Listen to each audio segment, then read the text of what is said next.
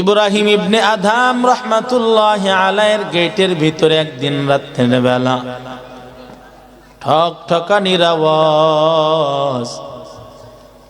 দারোয়ান গিয়ে দরওয়াজা খুলিয়া দেখে আমি একজন মুসাফির মানুষ, কি চাও? বলে বাদশার সাথে সাক্ষাৎ চাই। কেন বাদশার সাথে সাক্ষাৎ চাও? কয় আমি একটা রাত এখানে অতিবাহিত করতে চাই।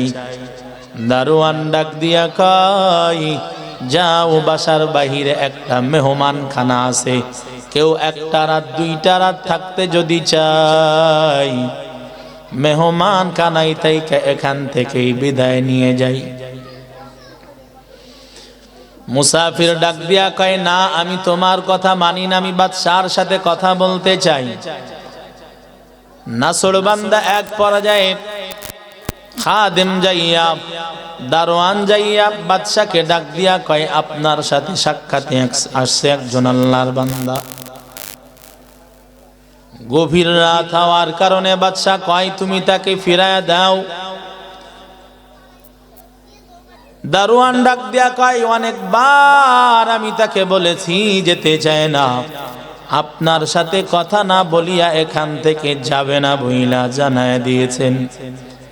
এক পর্যায়ে ইব্রাহিম ইবনে আদহাম রহমাতুল্লাহি আলাইহি ঘর ছাড়িয়া গেটের কাছে আইসা বলে কে আপনি? বলেন, পরিচয় দেন, কি বলতে চান বলে দেন। আল্লাহর বান্দা কয় আমি বলতে চাই আমি মেহমান খানাতে একটু থাকবো। বাহিরে মেহমান খানা? বলেন না না, মেহমান খানা বলতে আপনি কি বুঝান? কই এখানে আসে আর চলে যাই, এক দুই রাত থাকে এরপরে চলে যাই। এমন কথা বলার পর আগন্তুক মুসাফির ডাক দিয়া কয় হে বাদশা, আপনি জবাব দেন, আপনি যেই বাসার ভিতরে বসবাস করেন এইটাকে আপনি কি বলেন? বলে রাজপ্রাসাদ। নয়াতের ভিতরে আল্লাহ পাক রব্বুল আলামিন বলেন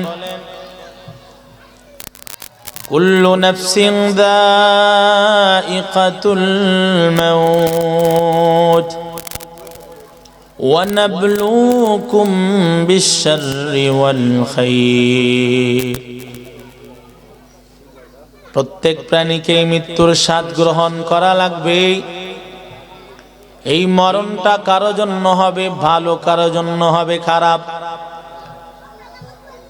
মায়ার নবী বলেন তুহফাতুল মুমিনুল মাউত, ইমানদারের জন্য মৃত্যুটা হলো উপহার স্বরূপ। কার জন্য? সবাই বলেন। ঈমানওয়ালার জন্য মৃত্যুটা হলো উপহার স্বরূপ। এরে নবীর উম্মতের দল, ঈমান নিয়া যদি মৃত্যুর বিছানায় শুইতে পারি কোনো ভয় নাই, টেনশন নাই। ঈমানবিহীন যদি বিদায় নেই ওই কবর দেশে কিন্তু আযাবের কোনো অভাব থাকবে না। এরে আল্লাহর গোলাম, এজন্যই মায়ার নবী বলেছেন দুনিয়া ক্ষণস্থায়ী মুসাফির খানা। ইব্রাহিম ইবনে আদহাম রহমাতুল্লাহি আলাইহির গেটের ভিতরে একদিন রাতের বেলা ঠক ঠকানির আওয়াজ। দারোয়ান গিয়ে দরওয়াজা খুলিয়া দেখে আমি একজন মুসাফির মানুষ, কি চাও? বলে বাদশার সাথে সাক্ষাৎ চাই। কেন বাদশার সাথে সাক্ষাৎ চাও? কয় আমি একটা রাত এখানে অতিবাহিত করতে চাই। দারোয়ান ডাক দিয়া কয় যাও, বাসার বাহিরে একটা মেহমানখানা আছে, কেউ একটা রাত দুইটা রাত থাকতে যদি চাই মেহমানখানাই থেকে এখান থেকেই বিদায় নিয়ে যাই। মুসাফির ডাক দিয়া কয় না, আমি তোমার কথা মানি না, আমি বাদশার সাথে কথা বলতে চাই। নাসরবান্দা এক পর্যায়ে খাদেম যাইয়া দারোয়ান যাইয়া বাদশাকে ডাক দিয়া কয় আপনার সাথে সাক্ষাতে আসছে একজন আল্লাহর বান্দা। গভীর রাত হওয়ার কারণে বাদশা কয় তুমি তাকে ফিরায়া দাও।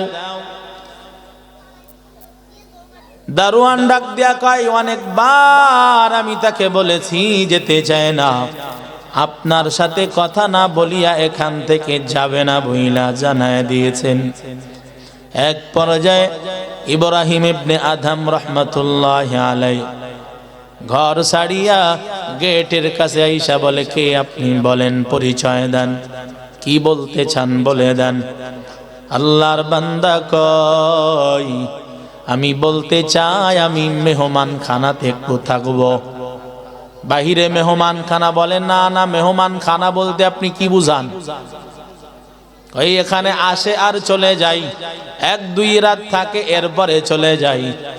এমন কথা বলার পর আগন্তুক মুসাফির ডাক দিয়া কয়, হে বাদশা আপনি জবাব দেন, আপনি যেই বাসার ভিতরে বসবাস করেন এইটাকে আপনি কি বলেন? বলে রাজপ্রাসাদ। কয় এইটা তো রাজপ্রাসাদ হতে পারে না। কয় এটা তুমি কি বলতে চাও? বলে হ্যাঁ হ্যাঁ। আপনার আগে এই প্রাসাদে কে মালিক ছিল? বলে আমার বাবাই এই প্রাসাদের মালিক ছিল। তার আগে কে মালিক ছিল জানতে চাই? বলে আমার দাদা ছিল। এর আগে কে ছিল?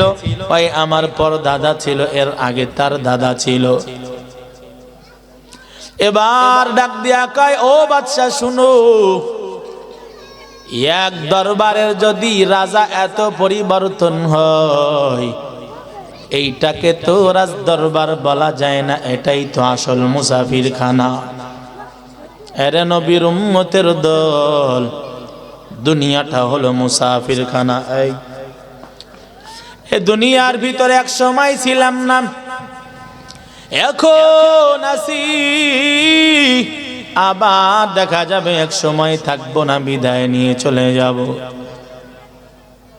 আমল সঞ্চয় করতে পারলাম কিনা একটু ভাবিয়া চিন্তা দেখেন। ও নবীর উম্মতের দল, মনে করতেছেন দুনিয়ায় আইলাম, ঘুরলাম ফিরলাম, পশুর মতো জিন্দেগি কাটাইলাম, এরপরে বিদায় নিয়ে যাব, হিসাব বুঝে দেওয়া লাগবে না। আরে আল্লাহর গোলাম, না না, এ জমিনে পাঠাইছে আল্লাহ। বলেন এই দুনিয়ার থেকে তুমি যদি আমল সঞ্চয় করে আসতে পারো, তোমার ঠিকানা হবে জান্নাত। আমল সঞ্চয় না করে আসলে হবে জাহান্নাম। এরে আল্লাহর গোলাম, মরণ তো বেঈমানের হয়, ঈমানওয়ালার হয়। কুরআনুল কারীম সূরা বাকারা 260 নম্বর আয়াতের ভিতরে আল্লাহ পাক পয়গম্বর ইব্রাহিম নবীর ওয়াকিয়া বর্ণনা করেন। ইব্রাহিম পয়গম্বর আল্লাহকে ডাক দিয়া কয়, ও দয়ার মালিক, وَإِذْ قَالَ إِبْرَاهِيمُ رَبِّ أَرْنِي كَيْفَ تُحْيِي الْمَوْتَ। ইব্রাহিম যখন আল্লাহকে ডাক দিয়ে বলল, আল্লাহ আমি ইব্রাহিম দেখতে চাই মৃত্যু কেমন, এইটা আমি জানতে চাই, দেখতে চাই কেমন ভাবে মরণ হয়, মরণটা কেমন ভাবে হয়। ইব্রাহিম পয়গম্বর আল্লাহর কাছে বললেন আমি দেখতে চাই। আল্লাহ বলেন, ও পয়গম্বর আপনি কি বিশ্বাস করেন না? কাইফা তুহিল মাউত ক্বালা আওয়ালাম তুমিন, আপনি কি এর উপরে ঈমান আনেন নাই, বিশ্বাস করেন না? ইব্রাহিম পয়গম্বর কয়, হ্যাঁ হ্যাঁ আমি মৃত্যুকে বিশ্বাস করি, আমি এটা জানি, তবে ওয়ালাকিন লিয়াতমাইন্না কলবি, আমি আমার দিলকে মুতমাইন করার জন্য একটু দেখতে চাই ঈমানওয়ালার মৃত্যু কেমন, বেঈমানের মৃত্যু কেমন ভাবে হয়, আমাকে একটু দেখান। আগে আমি দেখতে চাই মরণটা কেমন ভাবে হয়। আল্লাহ পাক রব্বুল আলামিন ইব্রাহিম পয়গম্বরকে ডাক দিয়া কয়, ক্বালা ফাখুয আরবাআতাম মিনাত তায়র, ইব্রাহিম তুমি 4টা পাখি ধরো। লম্বা ঘটনা, 4 পাখি ধরার পরে তুমি জবাই দাও, মারণ হয়ে যাবে। গোশত হাড্ডিগুলো টুকরা টুকরা করিয়া ওই পাহাড়ের উপর গিয়া রেখে দাও। পাহাড়ের নিচে আইসা তুমি ইব্রাহিম পাখিদের নাম ধরে ধরে ডাক দিবা। তাফসীরে বাইজাবিতে 4 পাখির নাম উল্লেখ করা আছে। 4 প্রকৃতির পাখিকে ধরিয়া ইব্রাহিম পয়গম্বর জবাই করিয়া গোশত টুকরা টুকরা করিয়া পাহাড়ের উপরে গিয়া রাইখা আইসা ইব্রাহিম পয়গম্বর পাহাড়ের নিচে আইসা পাখিদের নাম ধরে ধরে ডাক দেয়। ইব্রাহিম নবী ডাক দিতে দেরি হয়, আমার আল্লাহর কুদরত এমন কুদরত, আল্লাহ পাক ওই গোশত টুকরা টুকরা গুলো জোড়া দিয়া আবার যেমন পাখি ধরছিল জবাই দিয়েছিল ওই রকম পাখির সূরাত আল্লাহ দিয়া ইব্রাহিম পয়গম্বরের কাছে পাঠায়া দেয়। কাদের কুদরত তুদারি বার কামাল, আনতা রব্বি আনতা হাসবি যুল জালাল। আল্লাহ পারে কি পারে না? আরো জোরে কোন এরে নবীর উম্মতের দল, আমার আল্লাহর কুদরত এমন, আমার আল্লাহ সব পারে। আল্লাহ পাক ইব্রাহিম নবীকে দেখাইলেন, এই যে পাখিগুলো জীবিত ছিল তুমি জবাই দিলা, মারলা, প্রাণ চলে গেল, আবার তুমি ডাক দিলা, আমি আল্লাহ জীবিত কইরা দেখায়া দিলাম। ঠিক মানুষ দুনিয়ার থেকে হায়াত নিয়ে আসছিল, মারা যাবে, আবার কিয়ামতে আমি সবাইকে হায়াত দিয়া উঠায়া দিব, আবার তাদেরকে আমি তাদের আত্মাকে ফিরায়া দিয়া ময়দানে উঠায়া দিব। এরে আল্লাহর গোলাম, নেকি বদির হিসাব ওই দিন নেওয়া হবে। এ আল্লাহর গোলাম, এই রকম ভাবে আল্লাহ ইব্রাহিম নবীকে দেখায়া দিলেন। এবার পয়গম্বর ইব্রাহিম আল্লাহকে ডাক দিয়া কয়, দয়ার মালিক, এবার আমি দেখতে চাই বেঈমানের মৃত্যুটা কেমন। আমি বেঈমানের মৃত্যু দেখতে চাই, ঈমানওয়ালার মওত আমি দেখতে চাই। ইব্রাহিম নবী বলার পর আল্লাহ পাক কয়, ও পয়গম্বর ইব্রাহিম, চক্ষু দুইটা বন্ধ করিয়া দাও। ও ইব্রাহিম, চোখ বন্ধ করে দাও, আমি আল্লাহ তোমাকে দেখাবো এখন বেঈমান ও ঈমানওয়ালার মৃত্যুটা কেমন হয়। ইব্রাহিম পয়গম্বর চক্ষু বন্ধ করলেন, সঙ্গে সঙ্গে নজর করে দেখে একটা সুন্দর জুব্বা পরিহিত এক সুন্দর পোশাকওয়ালা আল্লাহর বান্দা, সুগ্রাণ ছড়াই, কত সুন্দর চেহারা, দেখলে অন্তরটা জোড়ায় যায়। ইব্রাহিম পয়গম্বর দেখিয়া বড় অবাক, বড় খুশি হইয়া যায়। ইব্রাহিম নবী খুশি হয়ে যায়। আল্লাহ ডাক দিয়া কয়, ইব্রাহিম যেই অবস্থাটা এখন দেখলেন, এটা হলো ঈমানওয়ালা মুমিন বান্দার মৌতের সময় মালাকুল মাউত এমন ভাবে তার কাছে গিয়ে হাজির হয়ে যায়। বেঈমানের মৃত্যুর সময় হালাত কেমন? আল্লাহ কয়, চোখ বন্ধ করে দাও।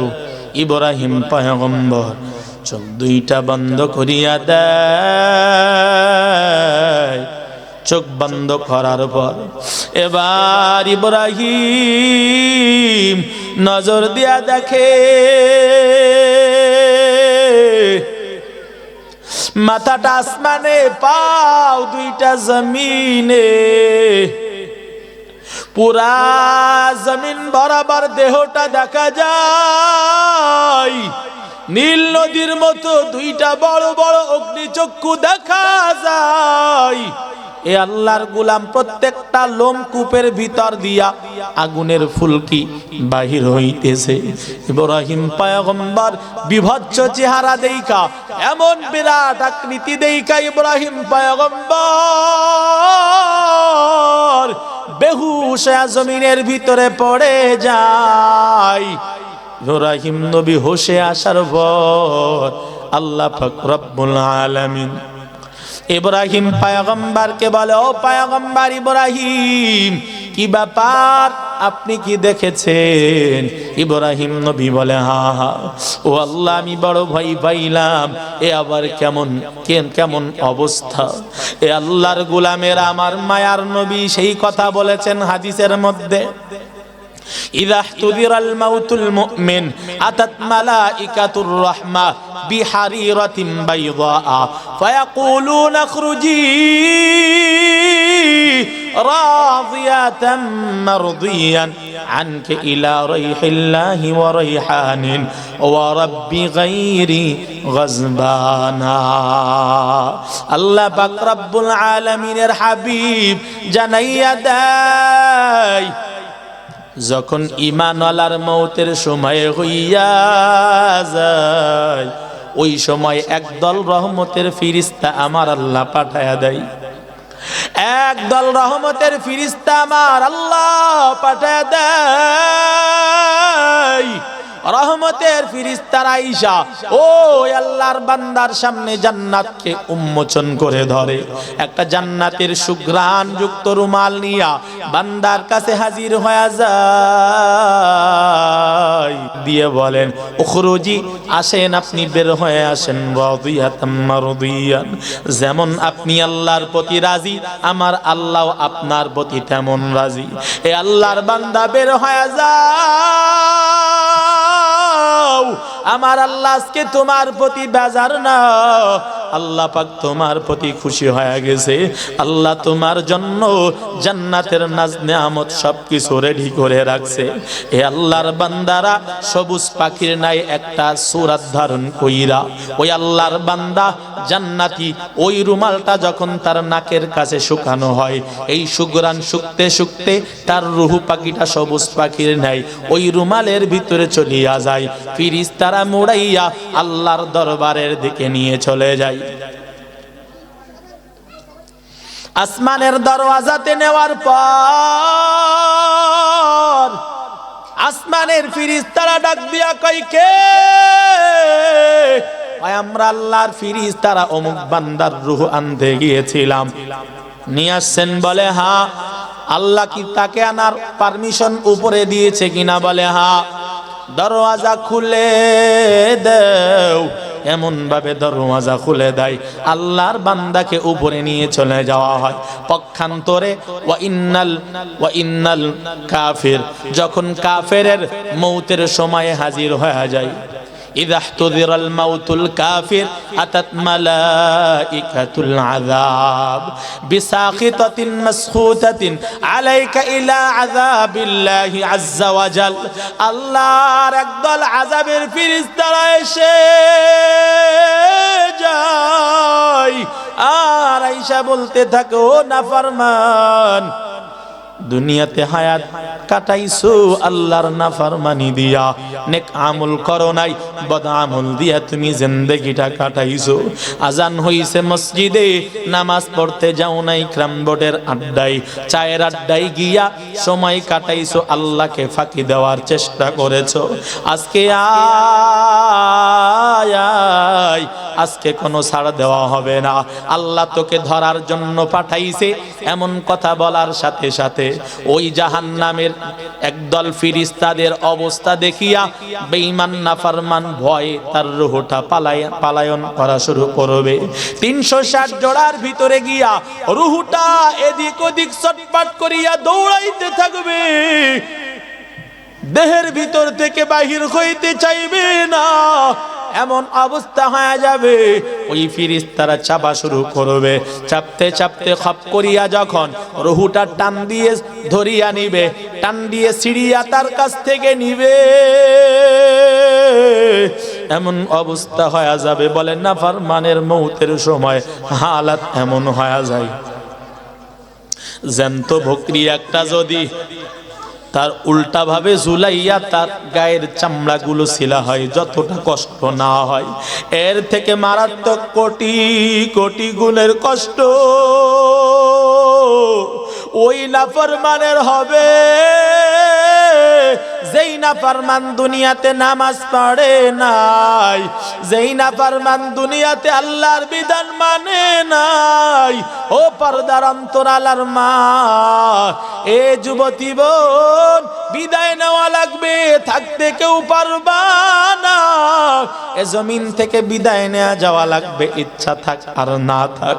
এ আম্মা জানেরা, যেই ঘরের ভিতরে আপনাকে বেনারসি শাড়ি পরাইয়া উঠানো হয়েছিল, ওই ঘর থেকে একদিন 5টা সাদা কাফন পরাইয়া, সাদা কাপড় পরাইয়া ওই ঘর থেকে একদিন শেষ বিদায়ের পালকিটা নিয়া বিদায় করে দিবে চির জনমের মতো, আর খবর কেউ নিবে না। ওই মাটির ঘরে শুয়াইয়া রেখে আসবে রে মা। কেমনে ওই মাটির ঘরে থাকবা একটু ভাবিয়া দেখো, একটু ভেবে চিনতে দেখো, এই কবর ঘরে কেমনি একা একা থাকবা।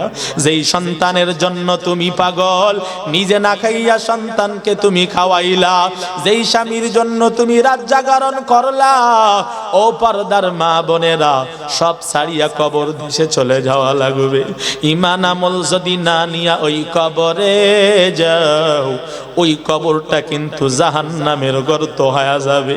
মায়ার নবী আমার কয়, আল কবরু রাউদাতুম মির রিয়াদিল জান্নাহ আও হুফরাতুম মিন হুফারিন নার। মায়ার নবী আমার কয়, কারো জন্য কবরটা হবে জান্নাতের বাগান, আবার কারো জন্য হবে কবরটা জাহান্নামের চুলা, জাহান্নামের গর্ত। কারো জন্য কবরটা হবে জাহান্নামের গর্ত। এ পর্দার অন্তরালার মা বোনেরা, আপনি একজন নারী, মায়ার নবীর বিবি কন্যাও তারাও নারী, তারা যদি নিজেকে পর্দায় রাখিয়া, নিজেকে নেক আমল দ্বারা সাজায়া ওই কবরে যাইতে পারে, তুমি কেন পারবা না রে মা? ও পর্দার মা বোনেরা, তোমার সন্তান, আমার মারও আমি একটা সন্তান, আলেমের মাও একজন মা, তুমিও একজন মা, এ হাফেজের মাও একজন মা, তুমিও একজন মা। ও পর্দার মা বোনেরা, একটা জানাজা পড়ানেওয়ালা সন্তান দুনিয়াতে বানাইয়া যাও, তুমি মরিয়া যাবা, তুমি মায়ের লাশটা যখন সন্তান দাঁড়াইয়া যাবে, জানাজার নামাজটা দিয়ে যখন দাঁড়াইয়া যাবে, ওই সময় তোমার সন্তানের চোখের পানি ধরে রাখতে পারবে না। ওই সন্তান চোখের পানি ছেড়ে ছেড়ে কান্না করবে, আল্লাহকে বলবে, মালিক, আমার মার লাশটা নিয়ে আজকে দাঁড়ায় গেলাম রে মালিক। ও আল্লাহ, আমার জনম দুঃখিনী মা দুনিয়াতে নেক কাজ যতটুকুই করছে না কেন রে আল্লাহ, আমি সন্তানকে আলেম হাফেজ বানাইলো,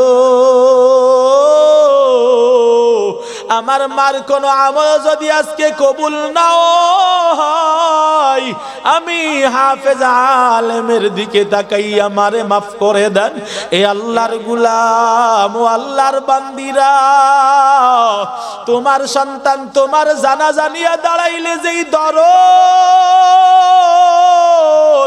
ওই দরদ কিন্তু ভাড়াটিয়া ইমামের হবে না। এ আল্লাহর বান্দিরা, এ বৃদ্ধ বাবা, ও বৃদ্ধ বাবা, ও যুবক ভাই, এ গোতলির যুবকেরা, ভালো করে শুনিয়া নাও, আপনার সন্তান আপনার জানাজা নিয়ে দাঁড়াইলে যেই মায়া হবে, ওই মায়া মসজিদের ইমামের হবে না, ইমামের চোখে পানিও আসবে না, আপনার জন্য ওই দোয়াটা হবে না, তার মায়ের জন্য যতটা হবে। এ আল্লাহর বান্দারা, ও পর্দার মা বোনেরা, এজন্য অনুরোধ করে যাই, একটা জানাজা পড়ানোর মতো একটা সন্তান বানায়া নাও, যাতে করে মৃত্যুর পরে আপনার জানাজাটা পড়াইতে পারে। এমন সন্তান দুনিয়াতে রেখে গেলেও বড় লাভ। নবী আমার বলে বলেছেন দুনিয়ার থেকে বান্দা বিদায় নেওয়ার পর সব আমলের দরওয়াজা বন্ধ। ইদা মাতাল ইনসান ইনকাতা আনহু আমালুহু ইল্লা মিন সালাসা ইল্লা মিন সাদকাতিন জারিয়া আও ইলমিন ইনতাফাউ বিহি আও ওয়ালাদিন সালিহিন ইয়াদউ লাহু আও কামা ক্বালা an-নবী সাল্লাল্লাহু আলাইহি ওয়াসাল্লাম। পয়গম্বর বলেছেন একজন মানুষ দুনিয়ার থেকে বিদায় নেওয়ার সাথে সাথে সব আমলের দরওয়াজা বন্ধ হয়ে যায়, তবে তিনটা দরওয়াজা জারি থেকে যায়। এক নাম্বার, ওই বান্দা যদি নেক কাজ কোনো এমন জনকল্যাণমূলক কোনো কাজ করে যায়, রাস্তা বানায়া যায়, রাস্তার পাশে একটা গাছ লাগায়া যায়, একটা কল নির্মাণ করে যায়, এরে আল্লাহর গোলামেরা মানুষ কলের পানি পান করবে, কবরে সওয়াব চলে যাবে। গাছের ছায়ায় মানুষ বসবে, আল্লাহর বান্দার কবরে সওয়াব যাবে। রাস্তা দিয়ে মানুষ হেঁটে যাবে, আল্লাহর বান্দার কবরে সওয়াব যাবে। এ আল্লাহর গোলামেরা শুধু তা না, ওই আল্লাহর বান্দা কবরে যাবে, গাছ লাগায়া যাবে, ফল খাবে, প্রতীক ফল খাইবে, কবরের ভিতরে সওয়াব চলে যাবে। হেরে নবীর উম্মতের দল, এইটা হলো সদকায়ে জারিয়া। দুই নাম্বার, এমন ইলম বান্দা শিখেছে যেই ইলম ওই বান্দার আর একজনকে শিখায়া গেছে, এই ইলমের সিলসিলা যতদিন দুনিয়াতে থাকবে এর একটা সওয়াবের পার্সেন্ট তার কবরের ভিতরে পাইতে থাকবে। তিন নাম্বার,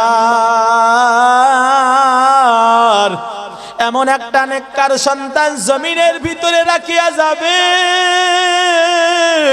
যেই নেককার সন্তান ওই বান্দার জন্য দোয়া করবে, যখনই হাত তুলবে আল্লাহর কাছে বলবে রাব্বির হামহুমা কামা রাব্বায়ানি সগীরা, ও দয়ার মালিক আমার বাবা মা ছোটবেলায় যেমন ভাবে আমাকে লালন পালন করেছে, ও আল্লাহ আমার মা বাবারেও আপনার কুদরতি কোলে ওই রকম লালন পালন করেন, আমার মা বাবার বিদায় মাফ করে দেন। এই রকম সন্তান বাবা মার জন্য দোয়া করবে, ওই নেককার সন্তানের দোয়া আল্লাহ কবরে পৌঁছায় দিবে। এজন্য পর্দার মা বোনদেরকে বলে যাব, ও মা একটা সন্তানকে আলেম বানাও, হাফেজ বানাও। এ বৃদ্ধ বাবারা নিজে আলেম হতে পারো নাই, একজন সন্তানকে বানাও, সন্তানকে পারো নাই, নাতিকে বানাও, নাতিকে বানায়া যাবা, তোমার নাতিকে ওসিয়ত করে যাবা আমার জানাজা পড়াইও। এরে আল্লাহর গোলাম, আমার নানা দুনিয়ার থেকে বিদায় নেওয়ার আগ দিয়ে বারবার বলতেন আমার সন্তান একটাও আলেম বানাতে পারি নাই, তোমারে আলেম বানানোর জন্য আমি দেই। এ নাতি আমার, আমার মরণের পর আমার জানাজা তুমি পড়াইও। এরে আল্লাহর গোলাম, এজন্য নানাদেরকে বলে যাব একটা নাতি বানায়া যাও, দাদারা একটু একটা নাতি বানায়া যাও। মরণের পর ওই নাতি যখন জানাজার লাশটা সামনে নিয়ে দাঁড়ায় যাবে, দাদার স্মৃতি মনে পড়িয়া যাবে, দাদার জন্য চোখের পানি ধরে রাখতে পারবে না, ওই দাদার জন্য কান্না করবে, দোয়া করবে, আল্লাহর কাছে কবুল হয়ে যাবে, মাফ করে দিবে। এরে আল্লাহর গোলাম, এজন্য একটা আলেম হাফেজ জানাজা পড়ানোর মতো মানুষ তৈরি করে যান। যেমন আমার এই ভাই বিদায় নিয়ে গেল, ও আল্লাহর বান্দারা যদি এই রকম ভাবে এমন ভাবে একটা রেখে যাইতে পারে, তাহলে এমন অবস্থা হবে তার জন্য জানাজা পড়ায়া দিবে।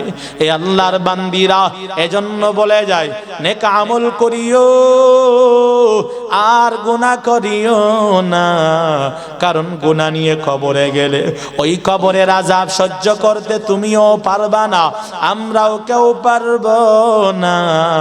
কারণ মায়ার নবী বলেছেন কবর হবে কারো জন্য জান্নাত, কারো জন্য জাহান্নাম হয়ে যাবে। জাহান্নামীদের কবরের ভিতর একটা নয়, দুইটা নয়, 70 থেকে 99টা সাপ আল্লাহ ঢুকায়া দিবে। দুনিয়ার সাপের কেমন পাওয়ার বলে, কামড়াইলে উজা দ্বারা জ্বালাইলে বিষ নেমে যায়। আর কবরের সাপের কেমন পাওয়ার, ওই কবরের সাপ নবী আমার কয়, জমিনের ভিতরে যদি একটা মুখ বাহির করিয়া একটা সাপ যদি একটা নিঃশ্বাস ছাড়তো, পুরা জমিন জ্বলিয়া তামা হয়ে যাইতো, একটা উদ্ভিদ জন্মাইতো না। এ আল্লাহর গোলামেরা, এত তেজ এত পাওয়ার, একটা উদ্ভিদ জন্মাইতো না। ও আল্লাহর বান্দারা, জাহান্নামের আগুন কতটা কঠিন, দুনিয়ার আগুনের থেকে লক্ষ কোটি কোটি গুণের তেজ। মায়ার নবী কয়, ওই আগুন কাছে আসার আগ দিয়া শরীরের গোশতগুলো মোমের মতো গলে পড়ে যাবে, সহ্য করতে পারবা না। এজন্য বলে যাই, নেক আমল নিয়া কবরে যাও।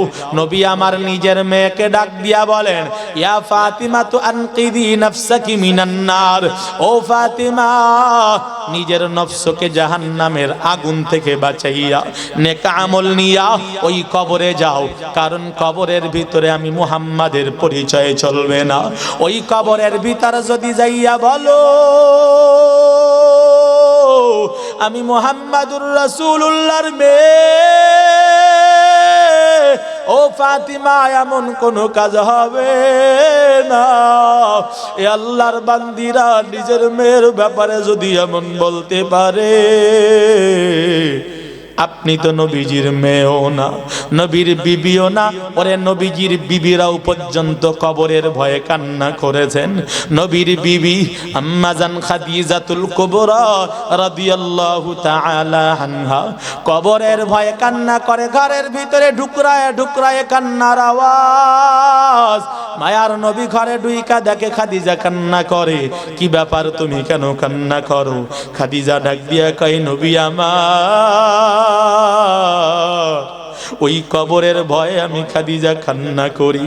আমি কেমনে একা একা কবরে থাকবো? ওই কবরের ঘরের দরওয়াজা নাই, জ্বালানা নাই, ওই কবরে সাথীও নাই, বাতিও নাই। আমি একা একা কেমনে থাকবো?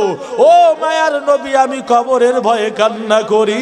নবী আমার কয়ে, খাদিজা, ইসলামের জন্য সব বিলাইয়া দিয়েছো, তুমি কান্না করিও না, তোমার কান্না আমি সইতে পারি না রে খাদিজা। মায়ার নবী কয়, তুমি কান্না বন্ধ করে দাও। খাদিজা কয়, কবরের ভয় আমার কান্না আমি থামাইতে পারি না।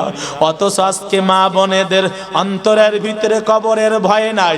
ওরে আজ থেকে 10 থেকে 15 বছর আগের ইতিহাস দেখলে দেখা যায়, ফজরের নামাজের পর যদি রাস্তা দিয়ে হেঁটে যাওয়া হইতো, মা বোনেদের গুনগুন করে কোরআনের আওয়াজ পাওয়া যাইতো। আর এখন ঘরের থেকে স্টার জলসা, জি বাংলার আওয়াজ পাওয়া যায়। বেপরদাই রাস্তাঘাটে মা বোন মার্কেটে চলে যায়। এ পর্দার মা বোনেরা, তোমরা তো কবর থেকে নাজাত পাওয়ার বড় সহজ মাধ্যম 4 গুণে গুণান্বিত। আমল যদি 4টা করতে পারো, মায়ার নবী বলেছেন বিনা হিসাবে জান্নাতে ঢুকিয়া যাবে। আল্লাহর পয়গম্বর বলেন, আল মারআতু ইদা সাল্লাত খামসাহা ওয়া সামাত শাহরাহা ওয়া হাফিজাত ফারজাহা ওয়া আতাআত যাওজাহা মিন আইয়ি আবওয়াবিল জান্নাহ ইনশাআ। আল্লাহর পয়গম্বর বলেন, 4 গুণে গুণান্বিত নারী আল্লাহর জান্নাতের মেহমান হয়ে যাবে। 1 নাম্বার গুণের নাম 5 ওয়াক্ত নামাজ। 2 নাম্বার গুণের নাম হলো রমজানুল মুবারকের রোজা। 3 নাম্বার গুণের নাম হলো নিজেকে পর্দায় রাখা। 4 নাম্বার গুণের নাম হলো স্বামীর খেদমত করা। এই 4 গুণে গুণান্বিত হইয়া ওই কবরে যদি যাও, কবর তোমার ওই জান্নাতের 8 দরওয়াজা ডাকতে থাকবে, এ আল্লাহর নেককার বান্দি, আয় আয় আমার ভিতর দিয়ে ঢুকো, আমার ভিতর দিয়ে ঢুকো, তোমার পায়ের ধুলি নিয়ে আমি একটু ধন্য হতে চাই। ওই আবু বাকারকে যেমন ভাবে জান্নাতের 8 দরওয়াজা ডাকবে, 4 গুণে গুণান্বিত নারীকেও 8 দরওয়াজা ডাকতে থাকবে। এরে আল্লাহর বান্দিরা, এজন্য কবরের ভয় অন্তরের ভিতরে ঢুকায়া নাও। ওই কবরের ভয় ঢুকাইয়া আজকের থেকে গুনাহ ছেড়ে দাও, গুনাহ ছেড়ে দাও, গুনাহ ছেড়ে দাও। আর বেপরদায় চলিও না, আর নামাজ কাজা করিও না, আর আল্লাহর বিধানের বাহিরে চলিও না। নিজের পর্দায় রাখিও। ও পর্দার মা বোনেরা, স্বামীর খেদমত করিও, স্বামীর দোয়া নিও। আল্লাহ চাহে তো তোমাকে আল্লাহ জান্নাতের মেহমান বানায় দিবে। এ পুরুষ ভাইয়েরা, বিবির সাথে ভালো আচরণ করিও, কারণ মায়ার নবী বলেছেন খিয়ারুকুম খিয়ারুকুম লিআহলিহি। যার বিবি তাকে ভালো বলবে ও আল্লাহর জান্নাতের মেহমান হয়ে যাবে।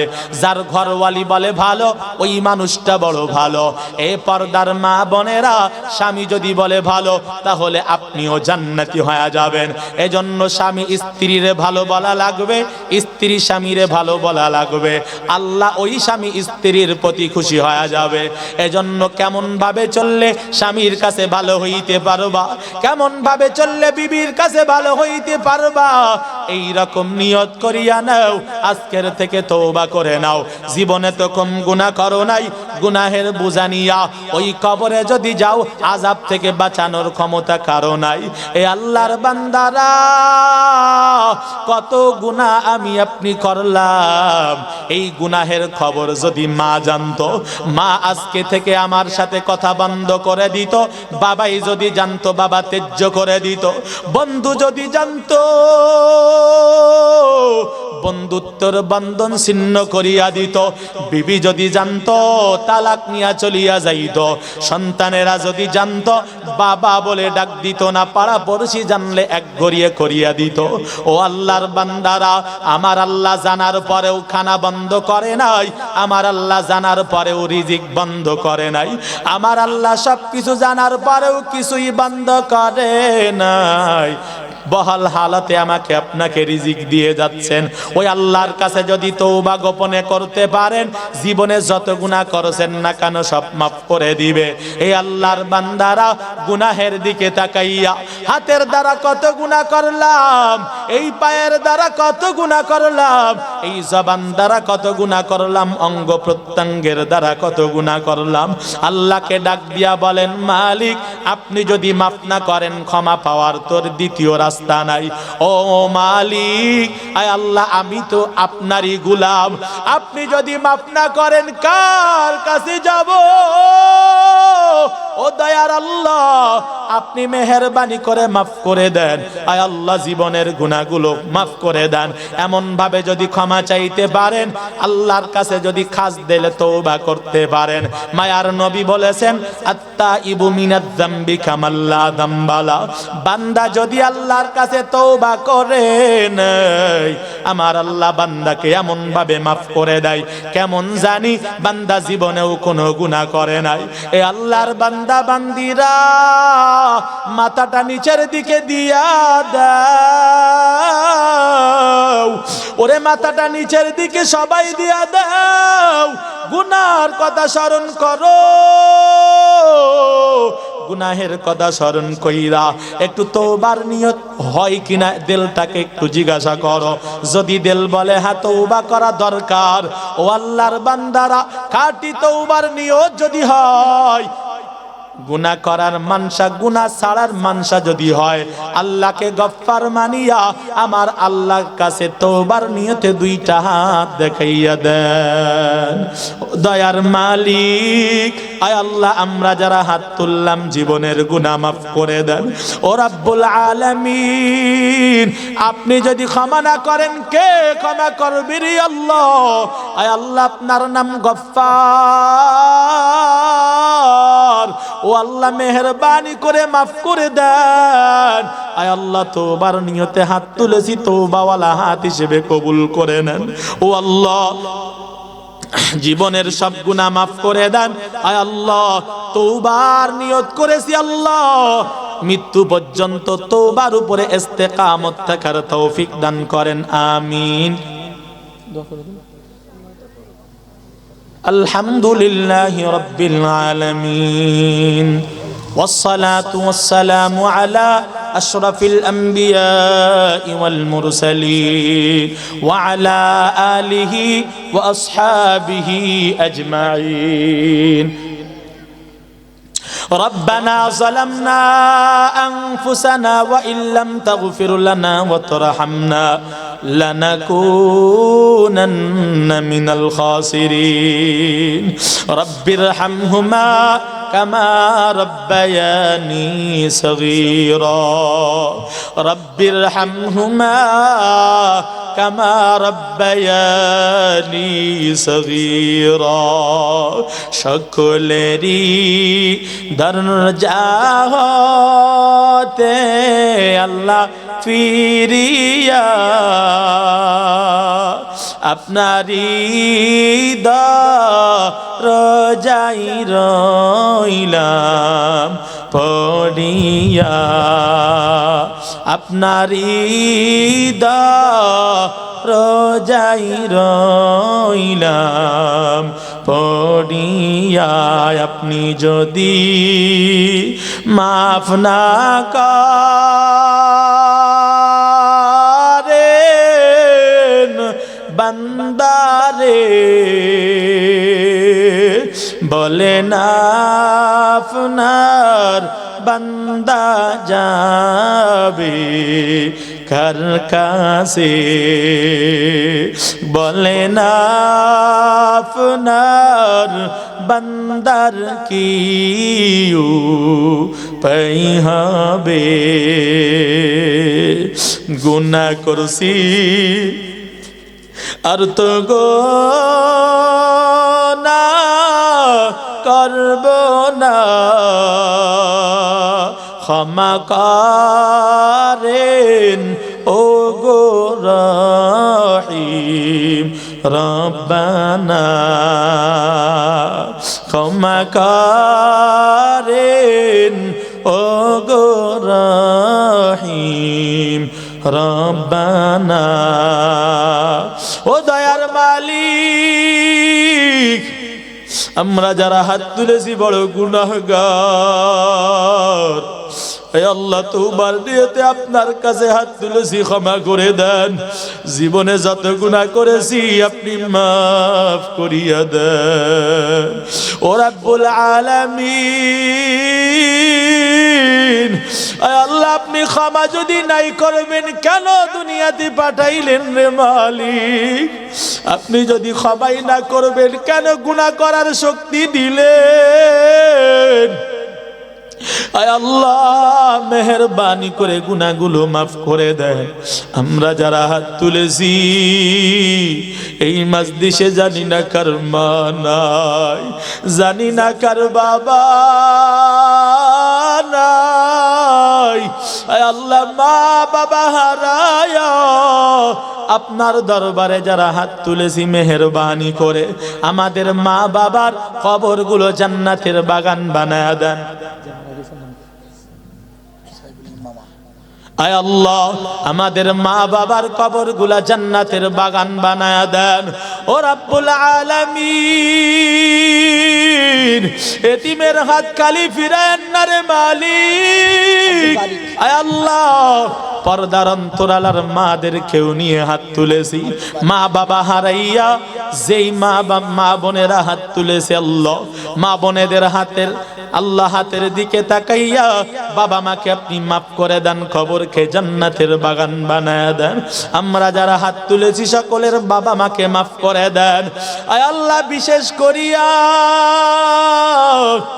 এই গুয়াতলি এলাকার ভিতরে যত মাইয়ত কবরস্থ হয়ে গেল প্রত্যেকটা কবরকে জান্নাতের বাগান বানাইয়া দেন আয় আল্লাহ আব্দুল সালাম ভাইয়ের স্ত্রী দুনিয়ার থেকে বিদায় নিয়ে চলে গেছে আয় আল্লাহ তার কবরকে জান্নাতের বাগান বানায়া দেন আয় আল্লাহ আব্দুল বিশেষ করে আজকে যার উদ্দেশ্য করে এই দোয়ার অনুষ্ঠান করা হইল আয় আল্লাহ এই দোয়া মাহফিল হইল আব্দুল বারিক ভাই দুনিয়ার থেকে বিদায় নিয়ে আপনার ডাকে সাড়া দিয়ে চলে গেছে আয় আল্লাহ দুনিয়ায় থাকতে হয়তো দোষ ত্রুটি থাকতেই পারে মানুষ হিসেবে গুনাহ করতেই পারে।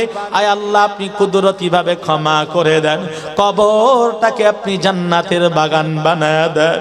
আয় আল্লাহ মেহেরবানি করে তাকে আপনি ক্ষমা করে দেন। আয় আল্লাহ তার আত্মীয় স্বজন তার আপনজনেরা সবাই হাত তুলেছে, তার জন্য হয়তো অনেকে সূরা ইখলাস খতম করেছে, দুরুদ ইস্তিগফার খতম করেছে। আয় আল্লাহ যে যেইটা তার জন্য পড়েছে তার কবরে এই সওয়াবটুকু আপনি পৌঁছায়া দেন। ও দয়ার মালিক, আয় আল্লাহ আব্দুল বারিক ভাইয়ের কবরকে জান্নাতের বাগান বানায়া দেন। ও আল্লাহ তার আত্মীয়দেরকে সবরে জামিল ইখতিয়ার করার তৌফিক দান করেন।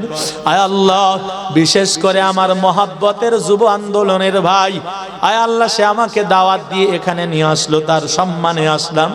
আয় আল্লাহ মেহেরবানি করে আল্লাহ তার সংসারের ভিতরে আপনি সচ্ছলতা দান করেন, বরকত দ্বারা ভরপুর করেন। আয় আল্লাহ এই শোক সপ্ত পরিবারকে আপনি ধৈর্য ধারণ করার তৌফিক দান করেন। আয় আল্লাহ এই গ্রামের ভিতরে যারা অসুস্থ আছে আপনি শেফায়ে আজেলা কামেলা দান করেন। আয় আল্লাহ আমরা এখানে যারা ঋণগ্রস্ত ঋণ পরিশোধের তৌফিক দান করেন, নেক আমল বেশি বেশি করবার তৌফিক দান করেন, হালাল রিজিক ভক্ষণের তৌফিক দান করেন, হারাম বর্জনের তৌফিক দান করেন। সাল্লাল্লাহু তাআলা আলা খাইরি খালকিহি মুহাম্মাদিন ওয়া আলিহি ওয়া আসহাবিহি আজমাইন। আমিন আমিন।